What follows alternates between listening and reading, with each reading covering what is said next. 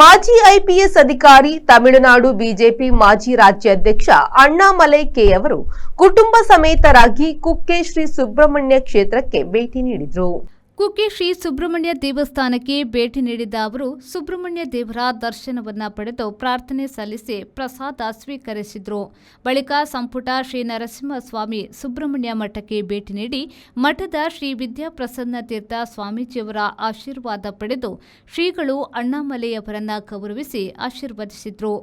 ಈ ವೇಳೆ ಮಾಧ್ಯಮದೊಂದಿಗೆ ಮಾತನಾಡಿದ ಅವರು, ನಾನು ಕಳೆದ 15 ವರ್ಷಗಳಿಂದ ಕುಕ್ಕಿಗೆ ಸ್ವಾಮೀಜಿಗಳ ಹತ್ತಿರ ಬರುತ್ತಿದ್ದೇನೆ.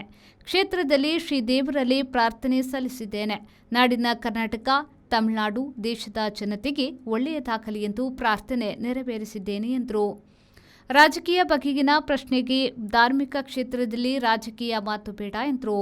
ಅಣ್ಣಾಮಲೈಯವರ ಪತ್ನಿ, ಮಕ್ಕಳು, ಕುಟುಂಬಸ್ಥರು ಜೊತೆಗಿದ್ರು. 10-15 ವರ್ಷ ಇಲ್ಲಿ ಬರ್ತಾ ಇದ್ದೀವಿ. ಸ್ವಾಮೀಜಿ ಅವರಲ್ಲಿ ಯಾವಾಗ ಕೂಡ ಆಶೀರ್ವಾದ ತಗೊಳ್ತಾ ಇದ್ದೀವಿ. ಇವತ್ತು ಮತ್ತೊಮ್ಮೆ ಇಲ್ಲಿ ಬರಲಿಕ್ಕೆ, ಅದು ಆಶ್ಲೇಷ ನಕ್ಷತ್ರ ಇರುವ ಇವತ್ತು ಬಂದು ಸ್ವಾಮೀಜಿಯವರ ಆಶೀರ್ವಾದ ತಗೊಂಡು ಎಲ್ಲ ಚೆನ್ನಾಗಿರ್ಬೇಕು, ತಮಿಳುನಾಡು ಜನ ಚೆನ್ನಾಗಿರ್ಬೇಕು, ಕರ್ನಾಟಕ ಜನ, ನಮ್ಮ ಭಾರತ ಜನ ಎಲ್ಲ ಚೆನ್ನಾಗಿರ್ಬೇಕು ಅನ್ನೋ ಒಂದು ಪ್ರಾರ್ಥನೆ ಮಾಡಿದ್ದೀವಿ. ಅದಕ್ಕೊಂದು ಒಳ್ಳೆ ಅವಕಾಶ. ಸ್ವಾಮೀಜಿಯವರ ಜೊತೆಗೆ ಇಲ್ಲಿ ಸ್ವಲ್ಪ ಭೇಟಿ ಮಾಡಿ ಸ್ವಾಮೀಜಿ ಅವರು ಆಲೋಚನೆ ಏನಿದೆ ಅದೆಲ್ಲ ಕೂಡ ತಿಳ್ಕೊಂಡು ವಾಪಸ್ ಹೋಗ್ಲಿಕ್ಕೆ ಒಂದು ಒಳ್ಳೆ ಅವಕಾಶ ಸಿಕ್ಕಿದೆ. ಪರಶುರಾಮರು ಕ್ಷೇತ್ರ 5,000 ವರ್ಷಕ್ಕೆ ಹೆಚ್ಚು ಇಲ್ಲಿ ಒಂದು ಪಾರಂಪರ್ಯ ಇದೆ. ಜನ ಎಷ್ಟೋ ನಂಬಿಕೆಯಲ್ಲಿ ಇಲ್ಲಿ ಬರ್ತಾರೆ. ಅದೆಲ್ಲ ಕೂಡ ದೇವರು ಎಲ್ಲಾ ಸಮಯದಲ್ಲಿ ಕೂಡ ಸ್ವೀಕಾರ ಮಾಡಿ ಜನಕ್ಕೆ ಏನ್ ಬೇಕೋ ವಾಪಸ್ ಕೊಟ್ಟೆ ಕಳಿಸ್ತಾರೆ.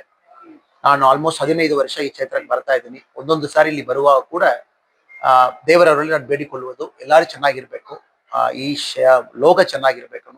ಅದೆಲ್ಲಾ ಸಮಯದಲ್ಲಿ ಕೂಡ ನಮಗೊಂದು ಮನ ನೆಮ್ಮದಿಯಲ್ಲಿ ವಾಪಸ್ ಹೋಗ್ತೀವಿ. ಇವತ್ತು ಕೂಡ ಅದೇ ತರ ಸುಬ್ರಹ್ಮಣ್ಯ ಮಠ 106 ವರ್ಷ ಇತಿಹಾಸ ಇರುವ ಒಂದು ಸಂಸ್ಥೆ ಇದು. ಒಳ್ಳೆ ಆಡಳಿತ ಆಗುವ ಒಂದು ಸಂಸ್ಥೆ ಇದು. ಇವತ್ತು ಸುಬ್ರಹ್ಮಣ್ಯ ಮಠಕ್ಕೂ ಬಂದು ಸ್ವಾಮೀಜಿಗೆ ಭೇಟಿ ಮಾಡಿ ವಾಪಸ್ ಹೋಗ್ತಾ ಇದ್ದೀವಿ. ಒಳ್ಳೇದಾಗ್ತದಮ್ಮ. Thank you. ದಿವಾಕರ್ ಎಂ, ವಿ4 ನ್ಯೂಸ್, ಕಡಪ.